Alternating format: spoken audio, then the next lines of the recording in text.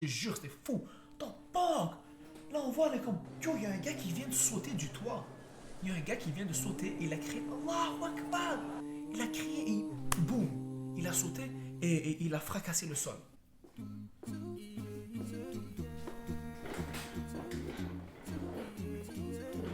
Assalamu alaikum wa rahmatullah la famille, on est de retour avec une nouvelle vidéo, une nouvelle histoire extraordinaire.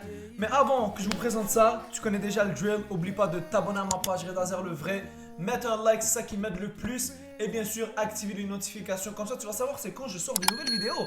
Sans vous faire plus attendre, let's go. Donc yo, pour que je vous raconte cette histoire, faut commencer par le commencement, you know. So yo, c'est arrivé il y a à peu près 3-4 ans, mais je dois vous mettre dans le contexte là parce que c'était un long voyage avec beaucoup de choses qui se sont passées entre temps.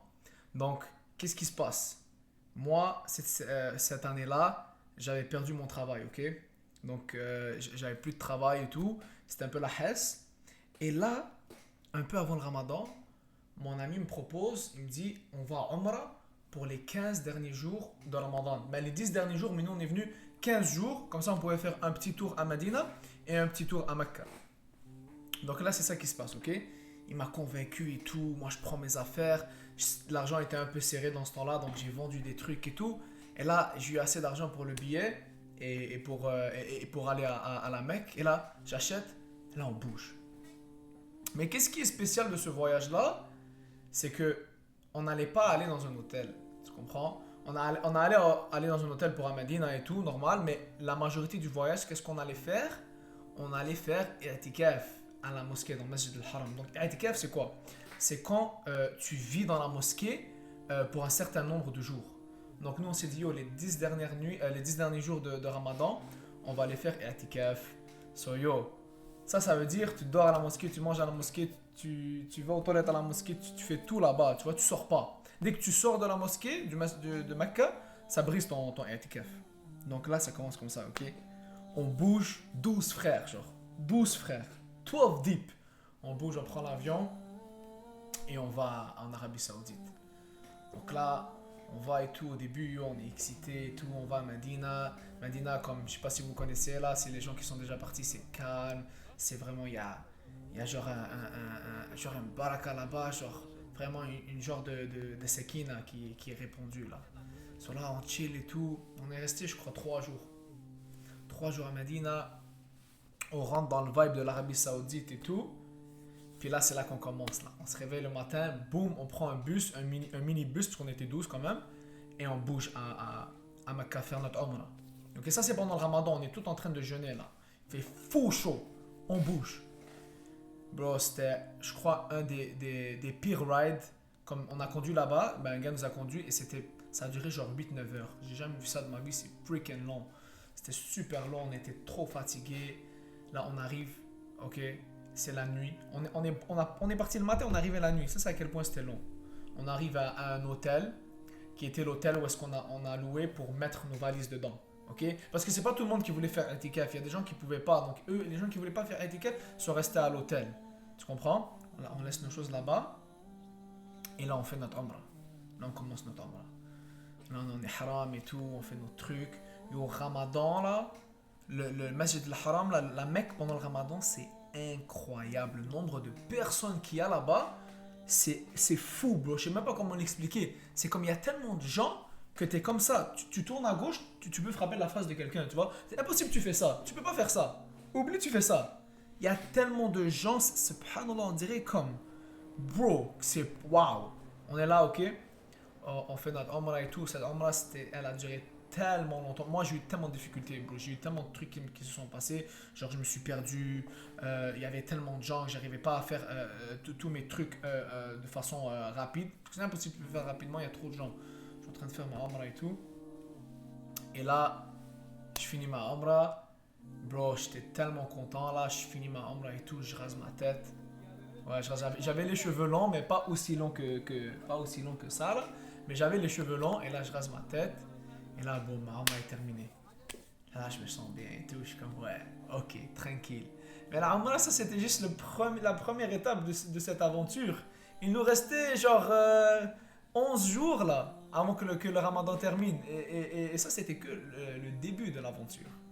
Quand on finit notre Umrah, les gars ils retournent à l'hôtel, certains des gars. Moi et Hussein, moi et mon boy, on reste. On va à Fatih.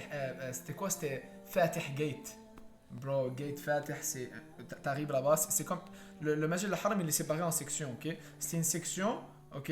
Où est-ce que tu vas? Où tu peux voir la Kaaba de loin un peu. On va là-bas, on trouve personne et comme. Nous, on va faire itikaf ici. On prend nos trucs, on a des sacs de couchage. Sac de couchage, qu'est-ce que je dis, bro? Moi, j'avais mon ihram pour me couvrir. C'est quoi l'ihram? C'est la tenue que tu portes pour faire Umrah. C'est blanc et tout, c'est comme. Genre, tu peux dire un drap ou une couverture. Moi, c'était ça. Mais j'ai réussi à faire rentrer un oreiller. Mon oreiller m'a sauvé. J'ai ramené mon oreiller et tout chez la chrétienne. On se met, on est comme perfect. Ici, c'est bien. Il y a des tapis. On va, on dort. Je knock. Bon, j'étais tellement fatigué. Je pense que c'est une des fois dans ma vie où j'ai jamais été aussi fatigué de toute ma vie. J'étais dead. J'ai un knock. Pow! J'ai un knock. Là, je sais pas combien de temps passe, peut-être 2, 3, 4 heures. Je me réveille, il y a des pieds devant moi. Des pieds d'un vieux monsieur devant moi. Je suis comme, wow, qu'est-ce qui se passe? Je regarde autour de moi. Le Fatih Extension Gate, là, le Fatih zone, la zone, rempli, bro. Au max, à craquer. Push, comme, j'étais choqué là, je suis comme, wow, comment ça s'est rempli aussi rapidement? C'est genre les gens, on dirait, ils font un itikaf là, il y avait plein de Pakistanais, des Indiens, tu vois, les musulmans pieux là. Tu vois que tu peux même pas être proche de eux, ils étaient tous là. Comme, wow, bro, j'ai battu. Puis je suis comme, oh. Ça, c'était mon premier choc. Là, je suis comme, ok. Là, Hussein se réveille et tout, même chose, même réaction. Il y a plein de gens là. C'est serré, bro, comme tu dors à côté de quelqu'un qui te touche, frère. Donc là, on reste là-bas une journée. C'était une journée très difficile. Tu vois, on brise notre jeûne, on prie nos prières dans le Masjid al-Haram. Qu'est-ce qui est fou de ça, il faut que je le mentionne, c'est que tu ne peux pas laisser tes trucs tout seul là. Quand quelqu'un va faire tawaf, faire le tour de la Kaaba, va faire ses trucs, tu laisses pas la zone tout seul là. C'est la zone là. C'est ton territoire. Si tu sors, on va te voler ton territoire et on va mettre tes choses sur le côté. Donc à chaque fois, il fallait que quelqu'un reste. Et on fait des rotations. Tu comprends? On est resté là, dans cette place qui était une place de Hess. Parce que tout le monde passe par le Fatih Extension. Tout le monde passe. Bro, tu sais combien de fois on est venu, ils ont essayé de nous prendre ils ont quand même essayé de prendre nos places. Parce que tu vois, il y a tellement de monde et tout. Et les gens aussi, ils sont pas de mauvaise foi, tu vois. Ils croient que c'est une place et tout. Il y avait des gens de mauvaise foi aussi, mais bon, en tout cas. Donc là, on a tough it up, on est resté là, on a forcé comme 4 jours.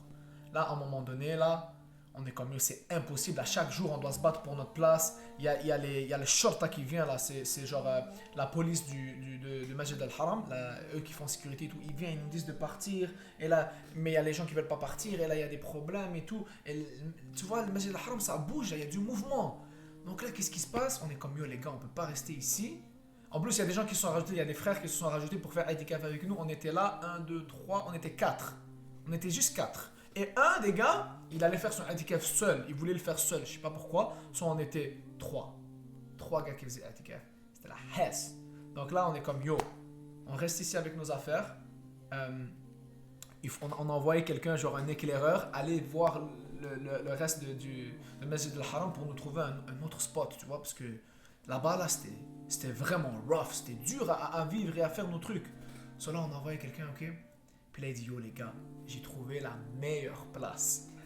Donc là, il est comme, j'ai trouvé la meilleure place, il n'y a personne. C'est dans le masjid et c'est comme nouveau. C'était comme le King Abdelaziz, comme le roi Abdelaziz Extension Gate. C'était genre la nouvelle place que l'Arabie Saoudite a mis des billions, des millions de dollars pour faire cette extension. Elle était nouvelle, belle et tout. Donc là, on est comme, parfait, on va aller là-bas. Là, on prend nos affaires, on bouge et tout. C'était vraiment mieux et tout. Mais le problème avec cette place, c'est que il faisait froid. Il y avait le climatiseur toujours à fond qui nous... Bon, tu gèles et tout. Là, on est resté là quelques temps et tout. Bon, alhamdoulilah, tu vois, quand tu es devant la Kaaba et tout, à chaque jour tu vois la Kaaba, c'est quelque chose d'extraordinaire. Surtout que c'est pendant le Ramadan, on jeûne et tout. J'ai même pas senti la faim, tu vois. Pourtant, on mangeait pas beaucoup. Tu vois, à chaque jour, le masjid, il te nourrit un peu. Tu vois, il te donne des dates, il te donne un petit truc, un petit pain avec du laban, genre du yogourt qui est toujours chaud, il est toujours chaud. Et c'est tout. Et les dates, c'est tout. Yo, t'as super faim là. Des fois, les gars nous amenaient de la bouffe, des fois, on partait acheter de la bouffe, mais j'ai perdu genre, on peut dire, 8-10 kilos. J'étais mince là après ce voyage. On a tellement mal mangé subhanallah, pendant l'i'tikaf que yo, bro. C'est ça, mais alhamdoulilah, c'était une faux expérience. Donc là, ouais, je continue l'histoire. On est là dans King Abdelaziz Extension, on chill. Et là, qu'est-ce qui arrive? Après 2-3 jours, Shorta vient encore, la sécurité de la mosquée vient et il nous kick out. Il kick out tout le monde. D'accord. Là, on est rendu encore dans la même zone, mais en bas. Et là, il y a plein de gens. C'est rempli au max, bro. Dis-toi, à chaque jour, c'est comme si tu cherches une place où tu vas dormir. Parce que tu sais pas quoi, tu peux pas. À chaque fois, on te dit va pas là, tu peux pas aller là, tu peux pas aller là. À chaque jour, ils envoient des gens pour faire mouvement et tout, tu comprends? Donc là, à chaque jour, on trouve une zone. Il y a même une fois, j'ai dormi, je me rappelle là, avec un carton là, comme ça, par terre. Comme un squeegee là, comme un hobo. C'était la Hesse, je me rappelle. Mais pour vrai, tout ça, ça valait la peine parce que c'était une expérience incroyable. Mais bon, je vous ai dit un peu trop de détails et tout, l'histoire était longue. Je vais passer à quand on a vu le gars se suicider à la Mecque. Donc, qu'est-ce qui s'est passé? Je me rappelle comme si c'était hier. Subhanallah, c'est quelque chose que je vais me rappeler toute ma vie. Je ne vais jamais oublier cette scène. On était en train de prier, si je me rappelle bien, la prière du Aisha. Non, c'était... En tout cas, on était en train de prier la prière. On était en avant de la Kaaba, ok? Comme Saf al-Thani ou comme le deuxième ou le troisième rang. Là, le imam il fait Salam alaikum wa rahmatullah. Salam alaikum wa rahmatullah. Et là, on se lève. Là, je tourne ma tête comme ça. Je vois un truc qui comme un genre de. Comme un glimpse, là, un petit flash. J'entends POC! Un son tellement fort. Ce son-là, il m'a tellement fait peur. J'ai cru que c'était un des signes de la fin du monde. Je te jure, c'était fou. Attends, POC! Là, on voit, là, comme, il y a un gars qui vient de sauter du toit. Il y a un gars qui vient de sauter et il a crié Allahu Akbar. Il a crié et boum, il a sauté et il a fracassé le sol. Subhanallah. Bon, je me rappelle, il y avait mon ami à côté de moi, il est comme waouh, le gars il a sauté. Là, on a stressé et tout, on allait checker ça. Il y avait plein de sécurité partout. Et ils ont nettoyé ça tellement rapidement, tu ne pouvais même pas voir le sang. En genre 5 minutes, il n'y avait plus rien par terre. Là, il a commencé à avoir plein de mouvements et tout, subhanallah.